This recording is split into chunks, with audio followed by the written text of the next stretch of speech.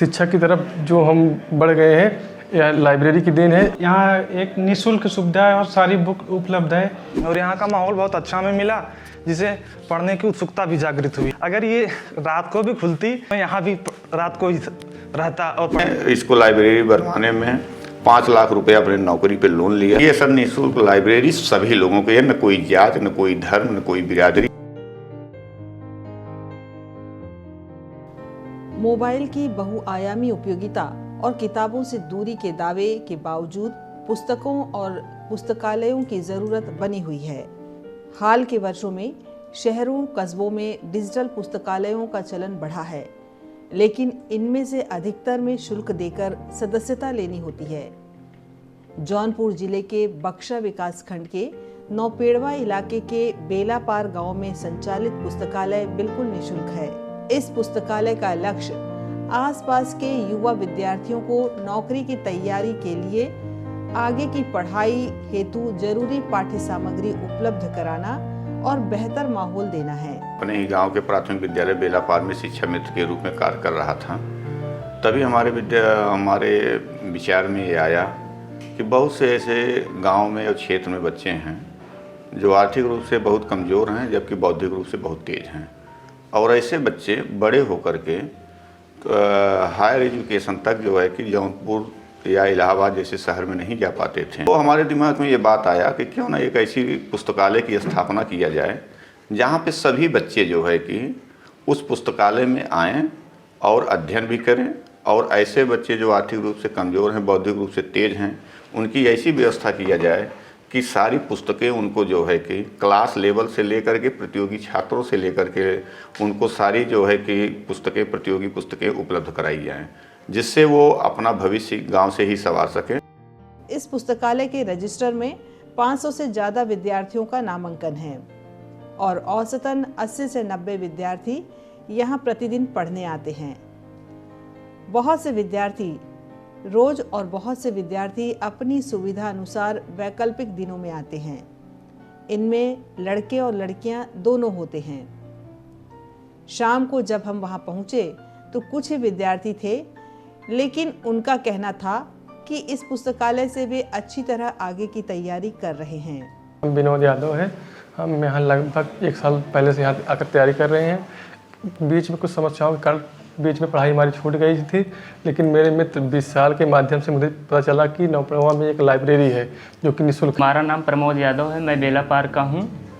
यहाँ जो व्यवस्था की गई है वो निःशुल्क है। यहाँ गरीब बच्चों आकर यहाँ पढ़ते हैं। सर, मैं इस समय रेलवे की तैयारी कर रहा हूँ। मेरा नाम संजय कुमार प्रजापति है। मैं यहाँ पर लाइब्रेरी में पढ़ने आया था जो पहली बार, तो मैं नहीं जानता था। जब आया तो यहाँ पर सुविधा के बारे में देखा तो मैं यहीं पर पढ़ने लगा, क्योंकि यहाँ पर 1 भी रुपये फीस कुछ भी नहीं लगता है। मैं सिविल का तैयारी कर रहा हूँ, यूपीएससी का। इस पुस्तकालय का निर्माण शिक्षा मित्र दिनेश कुमार यादव ने बहुत संघर्षपूर्ण तरीके से किया। दिनेश कुमार यादव गोंडा जिले में प्राथमिक शिक्षक हैं। हमने इस ज़मीन का जब शिलान्यास करना शुरू किया, उस समय जो है कि यहाँ के कप्तान के चौधरी साहब थे, एसडीएम प्रियंका प्रियदर्शनी थी, और तमाम सम्मानित साथी डॉक्टर लाल रत्नाकर भी आए हुए थे, और बहुत से साथी लोग यहाँ पे आए हुए थे। एक बड़ा कार्यक्रम हुआ और यहाँ पे शिलान्यास हुआ। हमारे गांव के सभी सम्मानित लोग थे। इन्होंने पुस्तकालय के लिए अपनी 1 बीघा जमीन और 5 लाख रुपए दिए। इसके बाद इन्होंने जन सहयोग से इसे यहाँ तक पहुँचाया।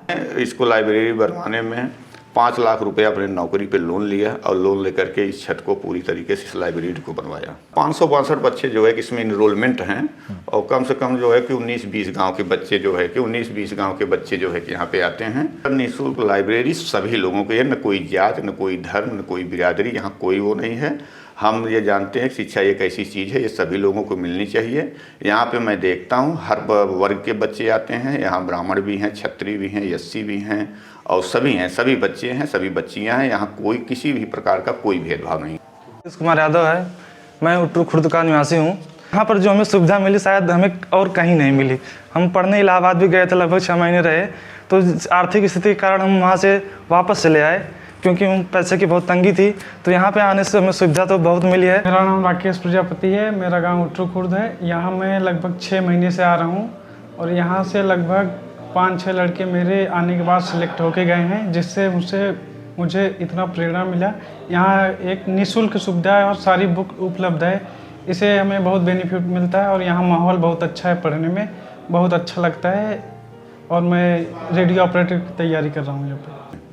तो ये कितने बजे से कितने बजे तक चलती है? ये सुबह 9 बजे खुल जाती है और रात 7 बजे तक चलती है। अगर बच्चे 9 बजे 8-9 बजे रात तक भी पढ़ते हैं तो 8-9 बजे तक ये लाइब्रेरी खुली रहती है और ये लाइब्रेरी कभी नहीं बंद होती।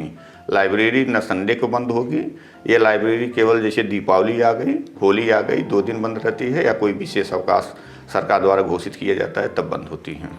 इसको चलाने में कितने लोग सक्रिय हैं अभी? हाँ, इसको चलाने में सर इस समय हमारे ख्याल से, अब सर पूरा आंकड़ा नहीं है, तो 500 कुछ लोग इसमें सदस्य बन चुके हैं। क्योंकि इसमें जो है कि सदस्यता का मतलब ये है कि जो आर्थिक सहयोग किए हैं वो भी, और जो लोग अपने शारीरिक सहयोग किए हैं सभी संस्था के सदस्य हैं।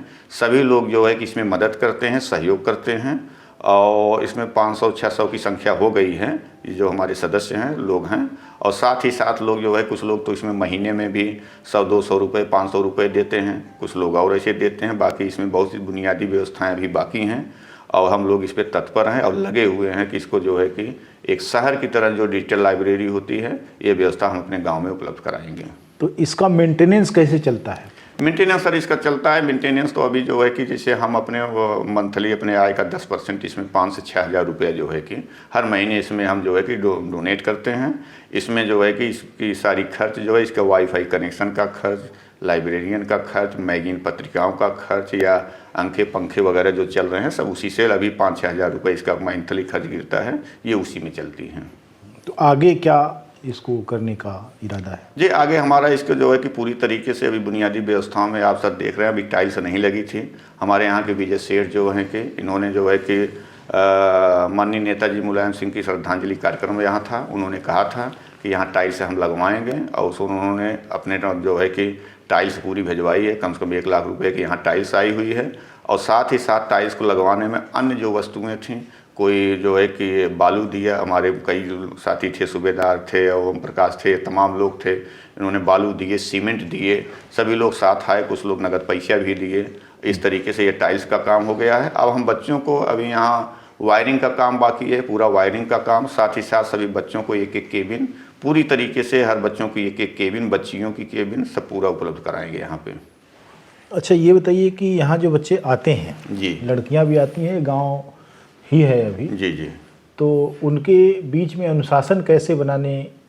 हाँ सर, यहाँ पे जैसे ये लाइब्रेरियन प्रमोद जी रहते हैं। अब आप बगल देख रहे हैं कि यहाँ पे जो है कि सीसी कैमरे हर जगह लगे हुए हैं। आप यहाँ ऑफिस में कैमरा लगा हुआ है, लड़कियों के कमरे में कैमरा लगा हुआ है और जो बगल हॉल है उसमें कैमरा लगा हुआ है, सामने कैमरा लगा हुआ है।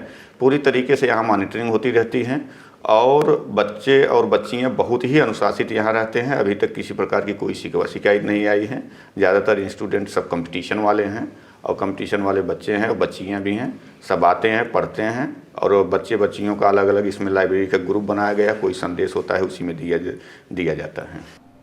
फिलहाल यहाँ अनेक सुविधाएं हैं और भविष्य में इसे और समृद्ध कर डिजिटल लाइब्रेरी में तब्दील करने की योजना है।